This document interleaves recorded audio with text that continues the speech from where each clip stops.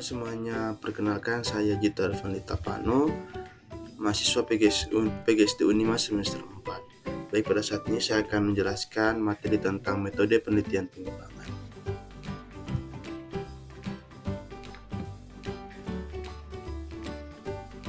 Apa itu metode penelitian pengembangan? Jadi metode penelitian pengembangan atau biasa dikenal dengan research and development adalah metode penelitian yang digunakan untuk mengembangkan produk baru atau menyempurnakan produk yang sudah ada.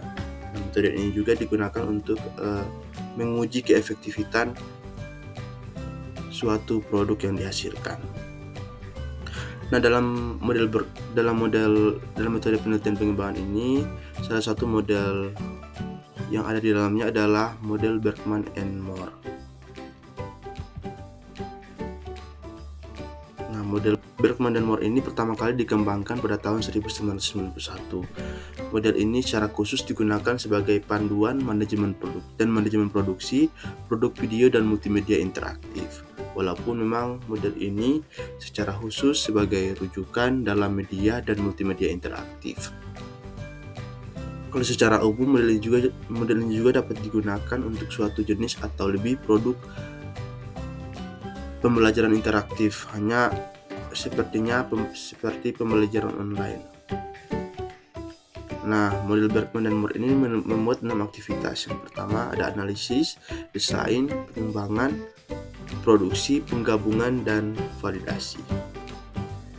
Nah, setiap langkah memiliki 3 bagian, yaitu input, output, dan evaluasi.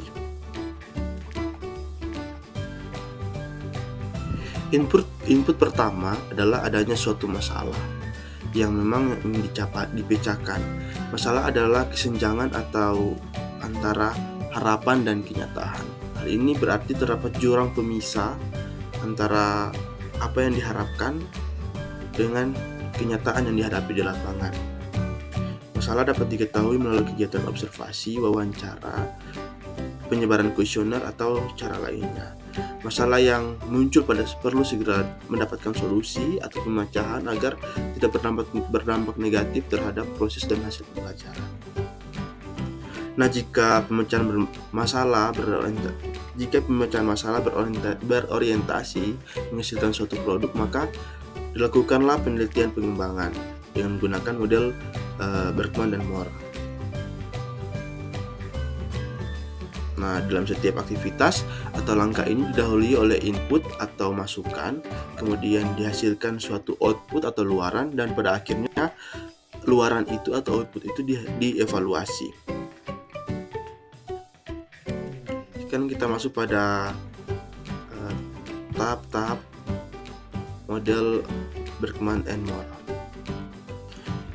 Baik, kita akan masuk pada tahapan model Berkman and Moore ini. Untuk tahapan yang pertama itu analisis.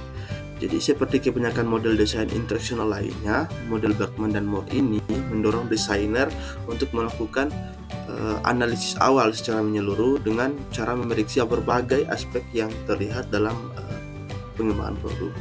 Model ini menunjukkan ada 4 bidang analisis dalam menentukan tujuan dan kebutuhan pengembangan itu, yaitu yang pertama analisis masalah. Mengapa sih melakukan pengembangan?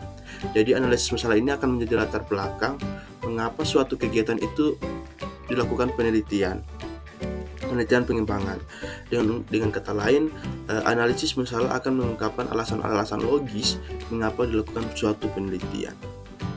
Analisis yang kedua yaitu analisis pengguna. Nah, analisis sasaran ini memaparkan secara jelas siapa sasaran yang akan menggunakan produk pengembangan ini.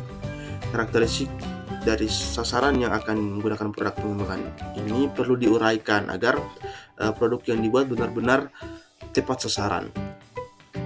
Karakteristik dari sasaran ini mencakup biasanya usia, kemampuan awal, kemudian gaya belajar yang dimiliki, minat dan bakatnya, dan lain sebagainya. Analisis yang ketiga yaitu analisis tugas atau kebutuhan. Nah, analisis ini mencakup tugas-tugas apa yang sebaiknya dilakukan oleh sasaran dalam memanfaatkan produk pengembangan. Hal ini berarti sasaran ini diarahkan untuk berpartisipasi secara aktif dalam memanfaatkan produk pengembangan. Nah, tugas-tugas yang diberikan kepada sasaran antara lain biasanya menjawab pertanyaan berkaitan dengan materi, kemudian mengajarkan bekerja, memecahkan masalah yang diberikan, serta mendiskusikan topik-topik tertentu dan meresum materi atau membuat peta konsep dan lain sebagainya. Analisis yang keempat yaitu analisis lingkungan. Jadi, lingkungan fisik dan sarana sekolah atau lembaga pendidikan seharusnya diperhatikan dalam memanfaatkan produk yang dikembangkan.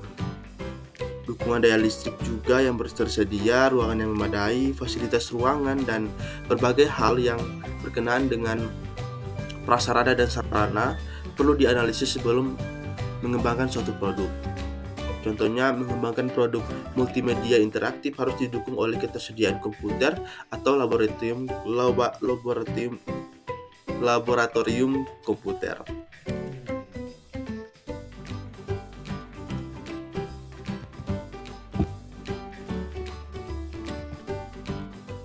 Selanjutnya kita akan masuk pada tahap yang kedua, yaitu tahap desain. Jadi tahap desain ini merupakan tahap lanjutan daripada analisis. Tahap ini menggunakan output berupa deskripsi produk yang dikembangkan dalam kegiatan analisis dan mengelompokkannya menjadi dua tingkat, itu desain umum dan desain rinci. Nah, apa itu desain umum? Desain umum itu yaitu menentukan urutan segmen programnya. Kalau desain rinci itu adalah menentukan unsur-unsur motivasi, penyajian stimulusnya agar siswa berinteraksi, sajian materi dengan berbagai media, dan pemberian soal-soal beserta umpan baliknya. Kita akan masuk pada tahap yang ketiga, yaitu tahap pengembangan. Jadi tahap pengembangan adalah menyiapkan dokumen untuk tahap produksi. Nah, komponen yang dikembangkan menjadi desain navigasi. Misalnya kebutuhan media audio pada tahap desain dikembangkan menjadi skrip audio. Begitu juga kebutuhan video pada tahap desain dikembangkan menjadi shooting script. Oke, baik, kita akan masuk pada tahap yang keempat, yaitu tahap produksi. Nah, kegiatan produksi ini meliputi terjemahan dari dokumen kertas, misalnya storyboard, skrip audio, dan shooting script. Dari tahap pengembangan ke tahap produksi yang akan memberikan kontribusi pada produk akhir. Misalnya, storyboard ini pada tahap pengembangan akan diimplementasikan menjadi tampilan antarmuka, media, dan komponen-komponen media. Kalau skrip audio ini diimplementasikan melalui kegiatan perekaman untuk menghasilkan media audio. Begitu juga dengan shooting script. Jadi itu nanti akan diimplementasikan menjadi melalui kegiatan perekaman yang akan menghasilkan media video. Nah, kita akan masuk pada tahap yang kelima, yaitu tahap penggabungan. Nah, tahap penggabungan ini merupakan tahap mengintegrasikan beberapa media menjadi satu produk yang utuh. Tahap ini memiliki tiga subaktivitas, yaitu yang pertama tahap pengkodean. Tahap pengkodean ini misalnya adalah mengintegrasikan unsur multimedia menggunakan kode sesuai software yang kemudian digunakan menjadi serangkaian presentasi yang utuh. Tahap yang kedua yaitu tahap pengujian. Tahap pengujian itu yaitu tahap di mana kita mencoba aplikasi dari perspektif pengguna akhir yang bertujuan untuk mengungkapkan kesalahan-kesalahan sebagai bahan perbaikan. Tahap yang ketiga yaitu tahap penyetelan. Tahap ini di mana kita melihat kelancaran dan memperbaiki presentasi, logika, dan interaksi menjadi produk yang siap divalidasi. Kita akan masuk pada tahap yang terakhir, tahap validasi. Jadi tahap validasi ini adalah tahap mengkomparasi produk dengan sasaran. Nah, revisi setelah validasi sebagai bahan untuk meningkatkan efektivitas produk. Nah, Berkman dan Moore ini menyarankan 3 langkah untuk aktivitas validasi. Tahap yang pertama yaitu persiapan. Nah, Persiapan ini seperti membuat instrumen validasi, kemudian menentukan validatornya siapa, serta membangun lingkungan yang kondusif sebelum validasi itu dilaksanakan. Tahap atau langkah yang kedua itu melakukan validasi. Melakukan validasi ini seperti melalui pengamatan, wawancara, ataupun rekaman. Langkah yang ketiga yaitu menilai hasil validasi.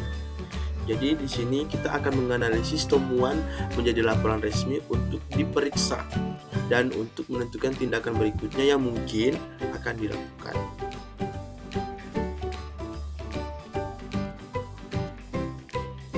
Demikian materi tentang model Berkman and Moore. Saya dapat simpulkan bahwa ada 6 langkah dalam melakukan penelitian model Berkman and Moore. Yang pertama ada analisis, kedua desain, ketiga pengembangan, keempat produksi, kelima penggabungan, dan terakhir validasi. Demikian materinya. Saya ucapkan terima kasih.